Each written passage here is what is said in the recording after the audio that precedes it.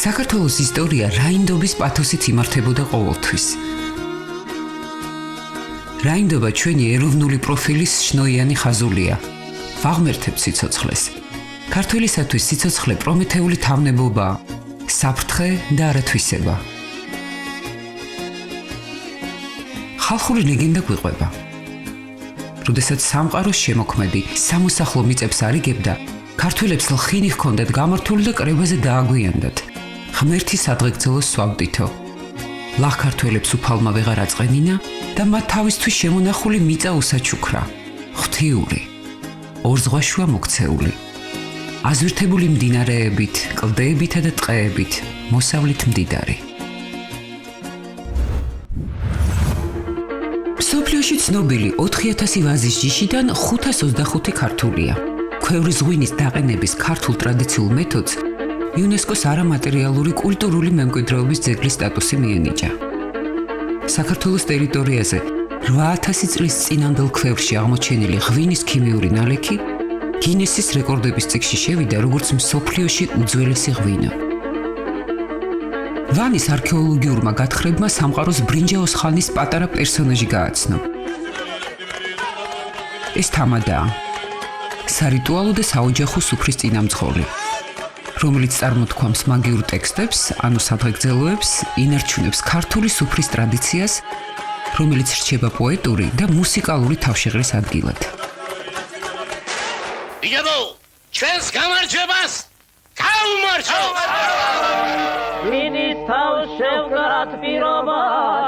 ვაზის კულტს უკავშირდება ხალხური სიმღერა. ქართველები მღეროდნენ ომის, შრომის, ავადმყოფობის, მხიარულებისა და მწუხარების დროს. ამ ემოციურ მელოდიებში ხმები ჰარმონიულად ეწყობა და ქმნის განსაკუთრებულ ჟღერადობას, სიმშვიდისა და სიმტკიცის, სინაზისა და სიდიადის განცდას. ქართული პოლიფონიური სიმღერა იუნესკოს კაცობრიობის ზეპირსიტყვიერ და არამატერიალური მემკვიდრეობის სიაშია შესული.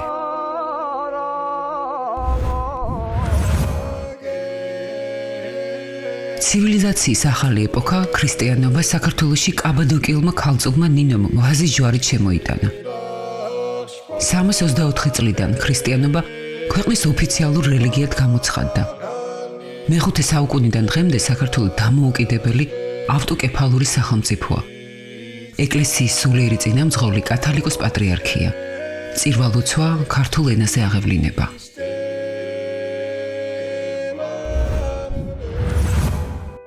ქართული ამბანური დამწერლობა მსოფლიოს 14 დამწერლობას შორის უძველესი და ერთ-ერთი ყველაზე სრულყოფილია. სამი სახეობით ამბანის ცოცხალი კულტურა ასევე მსოფლიოს კულტურული მემკვიდრეობის ნუსხაშია შესული. ასომთავრული, ნუსხური, მხედრული, საუკუნეების მანძილზე ტრანსფორმაციის შედეგად მიღებული სამი კალიგრაფიული შედევრი. ნუსხური დამწერლობით შეიქმნა ვეფხვის ტყაოსანი, მე-12 საუკუნის ეროვნული საგანძური. შოთა რუსთაველმა ამ პოემით გამოხატა ადამიანის უდრეკი მორალური ღირებულებები. ეს იყო თამარ მეფის ოქროს ხანა. ლიკვი ლომისა სწორია, ძუ იყოს თუნდა ხვადია. ამ სიტყვებში კარგად ჩანს ქალი მონარქის ხასიათი და შთაგონებული ავტორის დამოკიდებულება ქალისა და მამაკაცის თანასწორობისადმი. მეფეთ მეფე და დედოფალ დედოფალი ახალ სიმაღლეებს აღწევდა. აიკრძალა სიკვდილით დასჯა. მკვეთრად გაფართოვდა საზღვრები და საქართველომ ახლო აღმოსავლეთში ქრისტიანობის საიმედო მცველის ადგილი დაიკავა. დიდ იმპერიებს ყოველთვის ჰქონდათ გეოპოლიტიკურად მნიშვნელოვანი საქართველოსადმი ინტერესი.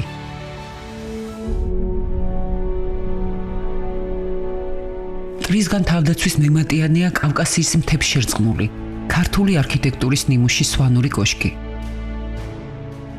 4 სართულიან კოშკებს რიყის ქვითა და ლოდებით აგებდნენ. მათი სიმაღლე 30 მეტრს აღწევს.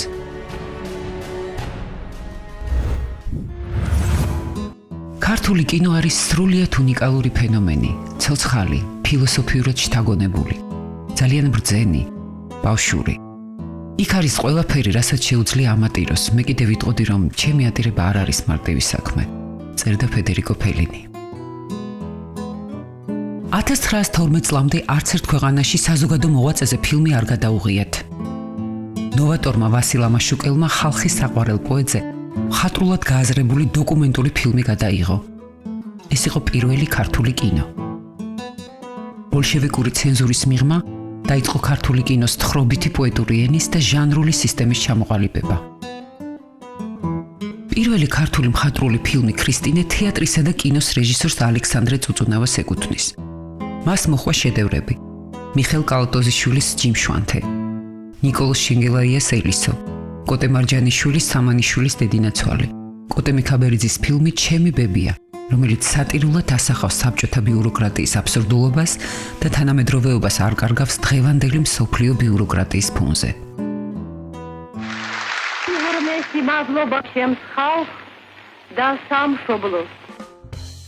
ამ დროს ყალიბდება ქართველი კინოვარსკვლავის სტატუსიც. პირველი ქალი კინოვარსკვლავის ნატო ვაჩნაძის სახემ საბჭოთა კინოს ჰოლივუდის ბრწყინვალება მოუტანა. გოგო, შეჩერდი ცოტა ხან. რა გინდა? მინდა წამომყვე ცოლადა. არ მინდა. ქართველი ქალის კრეატიული ნიჭი და სილამაზე ბევრჯერ გამხდარა აღიარების საგანი. ემიგრაციაში მყოფმა ელეგანტურმა არისტოკრატებმა ევროპულ კულტურაში, კერძოდ ფრანგულ მოდაში, ორგანულად იპოვეს ადგილი. ეკატერინე თარხნიშვილი 1905 წელს პარიზში სასწავლებლად ჩავიდა და ძალიან მალე პირველი მის ევროპა გახდა. თამარ დელეტე-ვაჩნაძე კრისტიან ზიორისთვის ესკიზებს ქმნიდა და ასევე სან-პაულოს თეატრის, შანზ-ელიზეს, პარიზის ნაციონალური ოპერის თეატრალურ დეკორაციებზე და კოსტუმებზე მუშაობდა. ელეგანტური მერი შერვაშიძე 1921 წელს სტამბოლში გამართულ მსოფლიოს სილამაზის კონკურსში მის მსოფლიოს ტიტულით დაჯილდოვდა. პარიზში ჩასვლისთანავე კოკო შანელთან დაიწყო თანამშრომლობა ისევე როგორც მელიტა ჩოლოღაშვილმა, ანა ჭავჭავაძემ და რიმა ერისთავმა. მოდი სამყაროს გარდა კიდევ მრავალჯერ დაიდგეს გვირგვინი ქალებმა. ახლა უკვე ჭადრაკში განსაკუთრებული გონებრივი გამჭრიახობის, სტრატეგიული აზროვნებისა და მყარი ფსიქიკის საშუალებით. ქალთა პროფესიული ჭადრაკის მნიშვნელოვანი ეტაპი მას შემდეგ დაიწყო, რაც ასპარეზზე ნონა გაფრინდაშვილი გამოჩნდა, საერთაშორისო დიდოსტატი ქალთა და ასევე ვაჟთა შორის. ნონას გამარჯვებებმა გზა გაუხსნა ახალ დედოფლებს: მაია ჩიბურდანიძეს, ნანა ალექსანდრიას, ნანა იოსელიანს და ნინო გურიელს. მათი მოღვაწეობის შედეგად მსოფლიო საჭადრაკო სივრცეში გაჩნდა ტერმინი ქართული ფენომენი.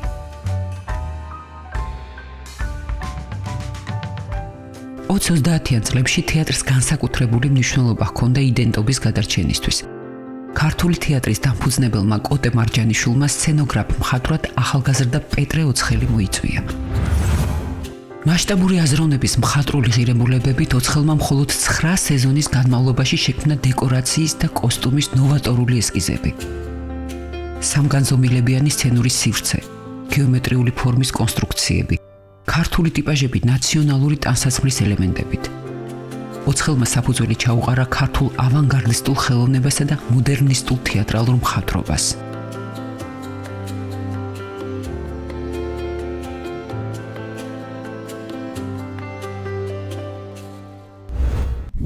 ზოლიკო ვირსალაძე, სცენოგრაფი მხატვარი, რომელმაც ცეკვა შემოსა. მის სახელს უკავშირდება ანსამბლ სუხიშვილების ქართული ნაციონალური ბალეტის სავიზიტო სახის შექმნა. ხშირად ვირსალაძის ესკიზები კარნახობდა ქორეოგრაფებს ცეკვის ნახას. ცეკვა სამაია ფრესკული სტატიკით იწყება, რადგან კოსტუმი ტაძრის ფრესკებზე შემონახული თამარ მეფის სამოსითაა შთაგონებული. ხელოვნების ნიმუშია თამარის სამოსი, რომელიც ვარძიის ფრესკის მიხედვით შეიქმნა. გამოყენებულია 3625 მარგალიტი, 154 ოქროსა და 158 ვერცხლის ბალთა. 1957 წელს სუხიშვილების პარიზში გასტროლების შემდეგ ფრანგულ მოდაში გაჩნდა საღამოს კაბებზე დაბნეული გრძელი ქამრები, ზუსტად ისეთი, როგორიც ზოლიკო ვირსალაძის კოსტუმებში იყო. მოთმინება. ხალხური ქორეოგრაფიის ტრადიციები ვირტუოზმა მოცეკვავე წყვილმა, ილიკო სუხიშვილმა და ნინო რამიშვილმა სრულ ყოფილებამდე აიყვანეს. ეს იყო გამორჩეულად ჰარმონიული წყვილი. დიპლომატმა ილიკომ და უკომპრომისო ნინომ ცეკვათა უმრავლესობა თავად შექმნეს და უბადლო შემსრულებლებიც თავადვე იყვნენ. 88 ქვეყანა ანშლაგით მოიარეს. 1964 წელს ლასკალას თეატრში კონცერტის ბოლოს ფარდა 14-ჯერ აიხადა. მაყურებელმა დასი 14-ჯერ იხმო სცენაზე. ბალეტი ჯიშის, ბალეტი რასის, ქართული გენია, როკვით გამფენილი. ქართულ ცეკვებს ხორუმი და ფერხული 2013 წელს კულტურული მემკვიდრეობის ძეგლის სტატუსი მიენიჭა. მე-20 საუკუნის დასაწყისში ევროპაში მიღებული განათლებით მხატვართა შორის გაჩნდნენ მნიშვნელოვანი სახეები: ფელიქს ვარლამიშვილი, დიმიტრი შევარდნაძე, შალვა ქიქოძე, დავით კაკაბაძე, ლადო გუდიაშვილი, ქეთევან მაღალაშვილი, ელენე ახვლედიანი და სხვები. მე-20 საუკუნის მიჯნაზე კახეთის რეგიონში დაიბადა თვითნასწავლი მხატვარი ნიკო ფიროსმანაშვილი. მარტოსული, ჩუმი და მოგრძალებული. მისი ნახატები იყო მხოლოდ ის, რაც გააჩნდა. ცხოვრების თაფასურს ხატვით იხდიდა. ნიკო იმეორებდა ქართული მხატვრობის ხასიათს, ნათელი წარმოდგენა ჰქონდა ისტორიაზეც. ორიგინალური მხატვრული ხელწერით გამოსახა პერსონაჟების შინაგანი სამყარო. სოციალურად განსხვავებული ადამიანები, ქალები, ბავშვები, ბოჰემური თბილისი და თვალი ჯერ არ ნანახი ცხოველებიც. მისი სიღარიბეში გარდაცვალებიდან 50 წლის შემდეგ 1969 წელს ფიროსმანის პერსონალური გამოფენა ლურის საგამოფენო დარბაზში შედგა. პაბლო პიკასოზე ქართველი მხატვრის შემოქმედებმა მისეთი შთაბეჭდილება მოახდინა, რომ მისი გრაფიკული პორტრეტიც კი შექმნა. ნიკო მაგიური ანარეკლია იმ ძირეული სულიერების, რაც ქმნის ქართულ კულტურულ ხასიათსა და ხელოვნებას. ის ნებისმიერ ადამიანში უნივერსალური სიცხადით თვითმყოფადობის შეგრძნებას აღვიძებს, ადამიანის სრულყოფილი იდენტობის შეგრძნებას.